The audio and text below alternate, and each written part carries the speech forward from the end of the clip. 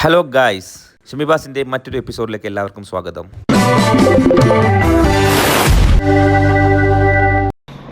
ഞാനും ആദമും ഫിൽസയും കൂടി ഒരു ബീച്ചിലേക്ക് പോവാണ്. ഷാർജ ബീച്ചിലേക്കാണോ അജ്മാൻ ബീച്ചിലേക്കാണോ ഡിസൈഡ് ചെയ്തിട്ടില്ല.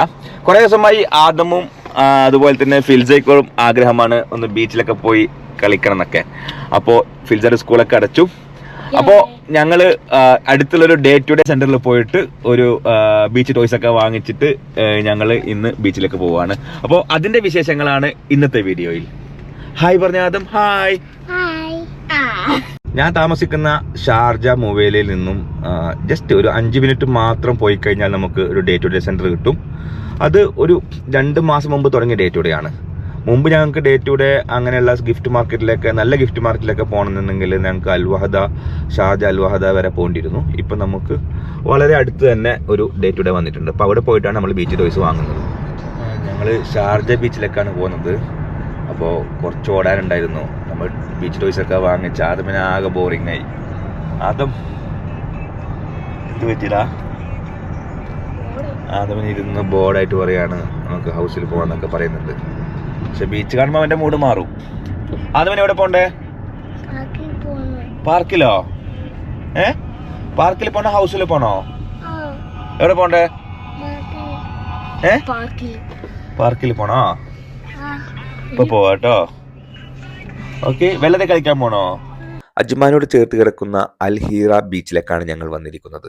ഈ ബീച്ചിന്റെ പ്രത്യേകത നല്ല ക്ലീൻ ആണ്. രണ്ടാമത് ഫാമിലി മാത്രമേ കാണത്തുള്ളൂ. ഇവിടെ ഏതെങ്കിലും ബാച്ചിലർ വരികയോ അല്ലെങ്കിൽ ഫാമിലിയുമായി സ്പെൻഡ് ചെയ്യുമ്പോൾ എന്തെങ്കിലും ഡിസ്റ്റർബ് ചെയ്യുകയാണെങ്കിൽ ഇവിടുത്തെ ബീച്ച് പൂർണ്ണമായും സെക്യൂരിറ്റിയുടെ നിയന്ത്രണത്തിലാണ്.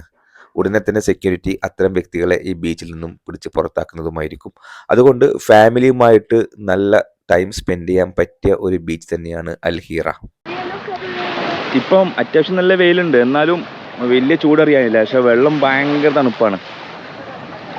വെള്ളം നല്ല തണുത്തിരിക്കുന്നു, അതുകൊണ്ട് രസമുണ്ട്.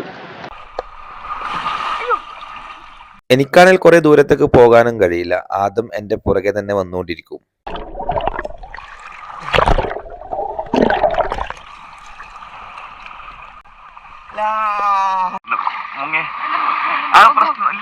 അങ്ങനെ ഡൗൺ പോരാ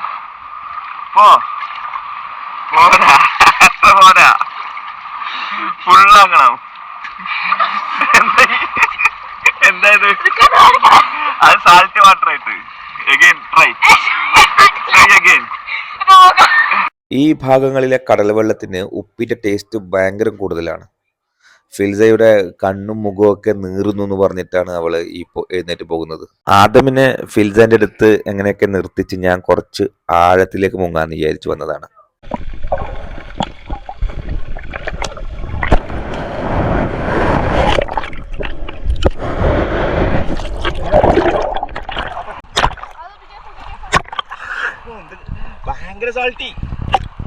ഇന്ന് സാറ്റർഡേ ആയതുകൊണ്ടും പിന്നെ മോർണിംഗ് സമയം ആയതുകൊണ്ടും വലിയ ക്രൗഡഡ് ആയിരുന്നില്ല.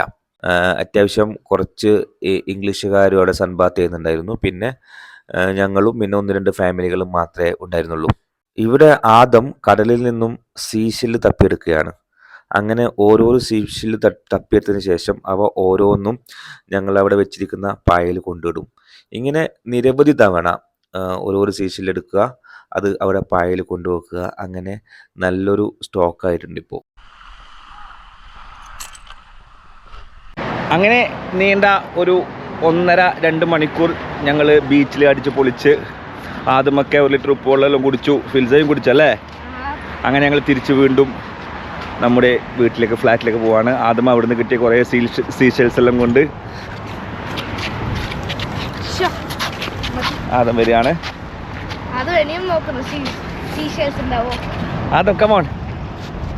ഫിൽസയും ആദമും 1-2 മണിക്കൂറോളം ഈ ബീച്ചിൽ അടിച്ചു പൊളിച്ചു, കൂട്ടത്തിൽ ഞാനും. അപ്പോൾ ഇനി തിരിച്ച് ഫ്ലാറ്റിൽ പോയി ഒരു അടിപൊളി ലഞ്ച് കഴിക്കണം, അതിനുശേഷം ഒരു മയക്കം. അപ്പോൾ ഈ വീഡിയോ ഇവിടെ അവസാനിക്കുന്നു. പുതിയൊരു വീഡിയോയുമായി ഉടനെ വരുന്നതാണ്. അതുവരേക്കും ഗുഡ് ബൈ.